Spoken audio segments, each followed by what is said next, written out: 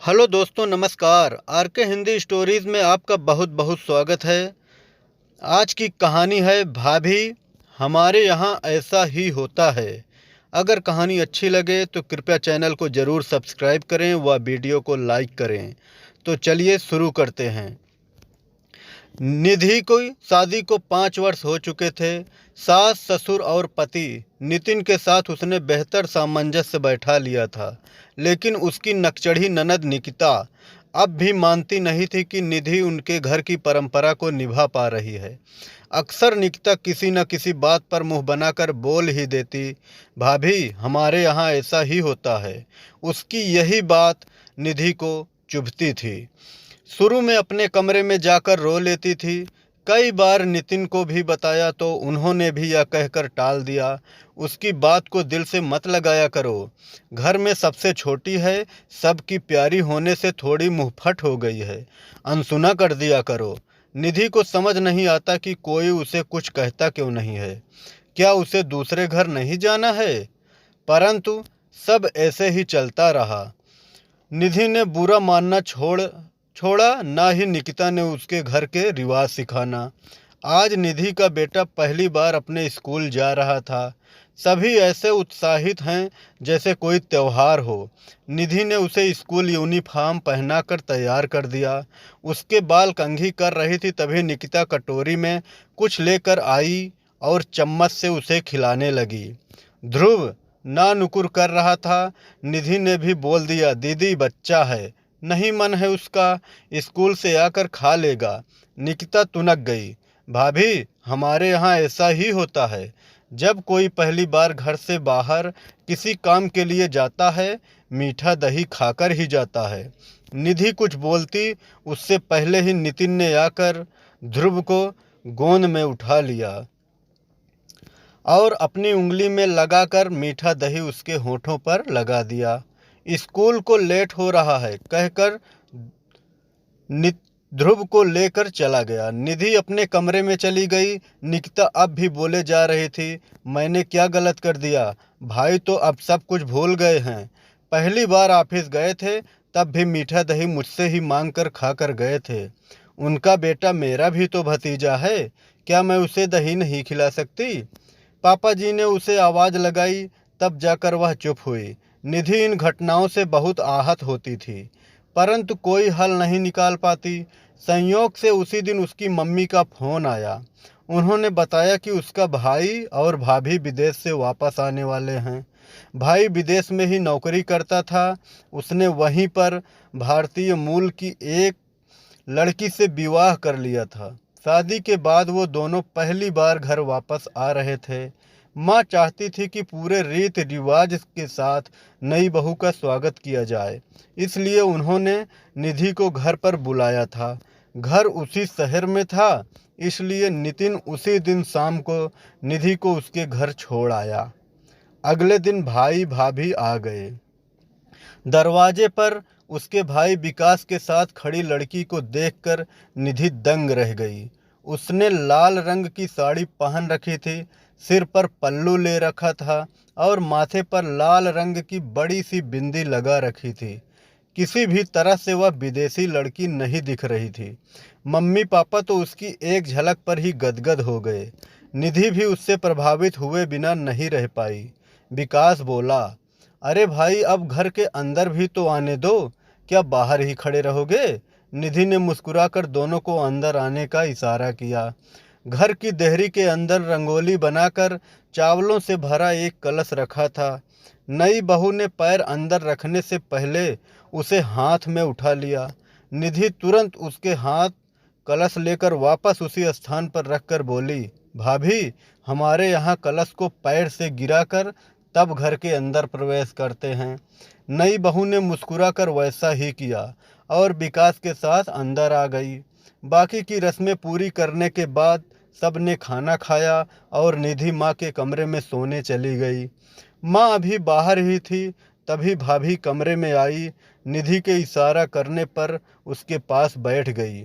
निधि का हाथ पकड़कर बोली, थैंक यू दीदी, आपने मुझे कि घर के अंदर आने की रस्म कैसे की जाती है, मैं तो उल्टा ही कर रही थी। निधि हैरान थी कि भाभी इतनी अच्छी हिंदी भी बोल लेती है। भाभी ने निधि का हाथ पकड़ा तो उसकी चेतना वापस आई। दीदी, जब तक मैं यहाँ हूँ आपको रुकना पड़ेगा। मुझे और भी बहुत कुछ जानना है। आपके घर के रिवाज के बारे में। अब यही मेरा घर है। भाभी की बात से निधि को कुछ याद आया। उसका व्यवहार। जब निकिता उसे अपने घर के बारे में कुछ बोलती थी तब उसने कभी भी भाभी की तरह निकिता की बातों को सहजता से नहीं लिया। निधि ने भाभी के हाथ पर हाथ रखकर कहा, पूरी कोशिश करूंगी भाभी आपके जाने तक रुकने की। वैसे तो आप खुद समझदार हो। कुछ दिन यहाँ रहोगी तो देखकर ही सब कुछ सीख जाओगी। अभी आप सो जाओ, कल बात करेंगे। भाभी गुड नाइट बोलकर चली गई। निधि की आंखों में नींद नहीं थी। उसके सामने वे सभी घटनाएं घूम रही थी जब उसकी और निकिता की बहस होती थी। अगले दिन निधि उठते ही फिर से आगे की रस्मों के विषय में माँ से बात कर रही थी। तभी फ़ोन की घंटी बज उठी। उसे फ़ोन रिसीव किया। निकिता का फ़ोन था। निकिता कुछ बोलती उससे पहले ही निधि शुरू हो गई। दीदी, मैं जानती हूँ हमारे घर में बहू में अधिक समय तक मायके में नहीं रुकती, पर 2 दिन नहीं भाभी के पास रुक रही हूँ। आप वहाँ हो इसलिए मुझे अपने घर की चिंता नहीं है। उधर से निकिता की खनकती हंसी सुनाई दी। मैं कल आ रही हूँ भाभी। साथ आपको लाने के लिए कोई बहाना नहीं चलेगा भाभी। हमारे यहाँ ऐसा ही होता है। निधि भी हंसे जा रही थी। शायद 5 वर्ष में पहली बार खुलकर हंसी थी। निधि का पूरा दिन हंसते हुए ही बीता। अगले दिन नितिन, निकिता और ध्रुव उसके घर वापस ले जाने के लिए आ गए। भाभी ने बहुत जल्दी की, लेकिन नितिन निधि को साथ लेकर ही गए। इस बार पहली बार ससुराल जाते हुए निधि के मन पर कोई बोझ नहीं था। रास्ते में कार में बातें करते हुए सब खुश थे। निकिता बड़ी उत्सुकता से नई बहू की बातें सुन रही थी। निधि ने उसे छोड़ा। अब शादी का अगला नंबर आपका ही है। निकिता, दीदी तभी इतने ध्यान से सब सुन रही हो। ऐसा नहीं है भाभी, कुछ सोच रही थी। निकिता ने निधि की बात का जवाब दिया। हमें भी बताओ, ऐसी कौन सी बात है? निधि ने फिर छेड़ा। निकिता ने बात को टालते हुए कहा, अरे ना भाभी, आप इन बातों को नहीं मानती हो। अब तो निधि की उत्सुकता और भी बढ़ गई। आप बता कर तो देखो, वह हंसते हुए बोली। ध्रुव कुछ खाने की जिद कर रहा था। नितिन ने कार को किनारे रोक दिया और ध्रुव को लेकर सामने दुकान पर चला गया। निकिता और निधि भी कुछ देर के लिए कार से बाहर आ गए। सामने देखकर निकिता अचानक बच्चे की तरह उछल पड़ी। अरे भाभी, यही वह जगह है जहाँ परसों सत्संग होने वाला है। 2 साल बाद देवी जी पधार रही हैं। निधि को याद आ गया। अच्छा, वही जिसने ध्रुव के पहले जन्मदिन पर घर में सत्संग करवाया था। निकिता ने आश्चर्य से निधि की ओर देखकर कहा, आपको याद है? इस बार आप भी साथ में आना। निधि ने बेमन से हाँ बोल दिया। मम्मी जी की तबीयत ठीक नहीं थी, इसलिए निधि को ही निकिता के साथ सत्संग में आना पड़ा। निकिता सक्रियता से सब व्यवस्था देख रही थी। शहर के दूसरे लोग भी थे। आयोजन में सत्संग खत्म होने ही वाला था कि तेज आंधी चलने लगी। प्रवचन सुनने आए लोगों में अफरा तफरी मच गई। सब जल्दी से निकलना चाहते थे।